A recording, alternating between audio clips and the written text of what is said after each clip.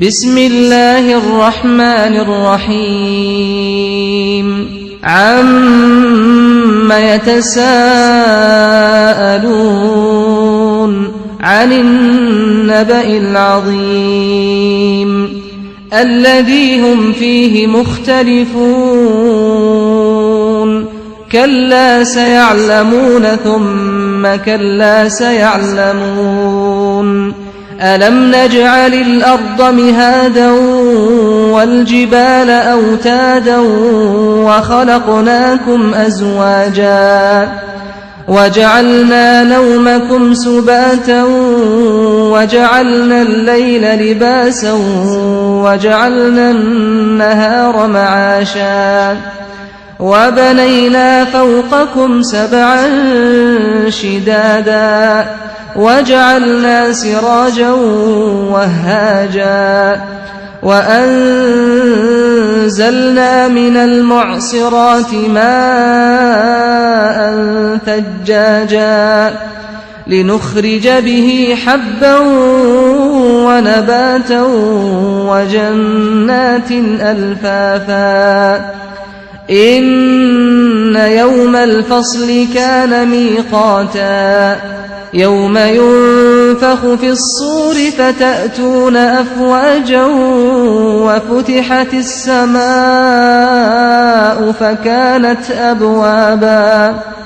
وسيرت الجبال فكانت سرابا إن جهنم كانت مرصادا للطاغين مآبا لابثين فيها أحقابا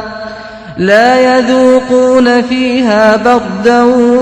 ولا شرابا إلا حميما وغساقا جزاء وفاقا إنهم كانوا لا يرجون حسابا وكذبوا بآياتنا كذابا وكل شيء أحصيناه كتابا فذوقوا فلن نزيدكم إلا عذابا إن للمتقين مفازا حدائق وأعنابا وكواعب أترابا وكأسا دهاقا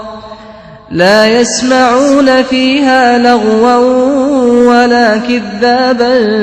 جزاء من ربك عطاء حسابا رب السماوات والأرض وما بينهما الرحمن لا يملكون منه خطابا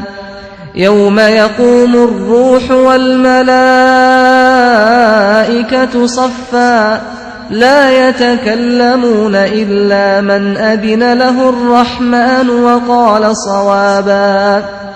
ذلك اليوم الحق فمن شاء اتخذ إلى ربه مآبا إنا أنذرناكم عذابا قريبا يوم ينظر المرء ما قدمت يداه ويقول الكافر يا ليتني كنت ترابا.